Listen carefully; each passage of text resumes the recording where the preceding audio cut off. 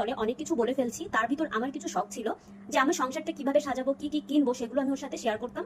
তো আমি ভাবতেই পারিনি বিয়ের পর সেই ছোট ছোট স্বপ্নগুলো বা সেই ছোট ছোট কথাগুলো সে এভাবে মনে রাখবে আর মানে এভাবে আমার স্বপ্নগুলো পূরণ করবে। তো দেখো, বিয়ের আগে আমি যেসব কথা বলতাম ঠিক তেমন তেমন করে আমার ছোট ছোট স্বপ্নগুলো সে আস্তে আস্তে পূরণ করছে।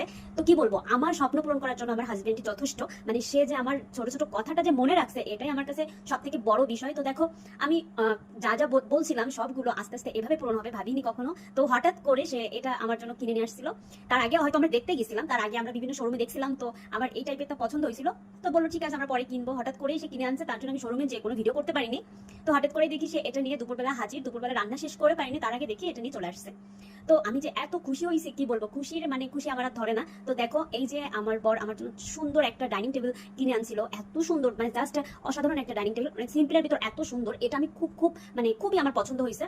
তো দেখো, এই যে প্রথমে ফ্রেমটা রাখছে, এটার ডিজাইনটা এত ভালো লাগছে। তারপর এর উপরে প্রথমে আমি ভাবছি কি এটা মনে হচ্ছে একটু ছোট হয়ে যাচ্ছে, তারপর যখন এর উপরে মানে ইয়েটা লাগালো, গ্লাসটা লাগালো, তখন দেখো কতটা দুই পাশ থেকে কতটা বড় হয়ে গেছে।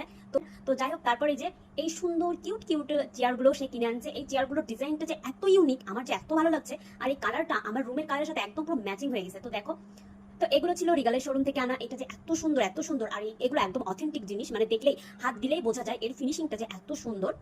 তো তারপরে দেখো, এই যে আমাদের কিউট ডাইনিং টেবিল, তো কেমন লাগছে অবশ্যই অবশ্যই জানাবা। তো তোমাদের সাথে ফাইনাল লুকটা অবশ্যই শেয়ার করবো। তো লাস্ট পর্যন্ত মানে ওয়েট করো।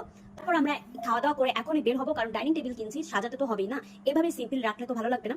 তো সাজানোর জন্য আমরা কিছু কিছু জিনিস কিনবো, দেন তোমাদেরকে অবশ্যই ফাইনাল লুক দেখাবো। তো চলো যাওয়া যাক বাজারে।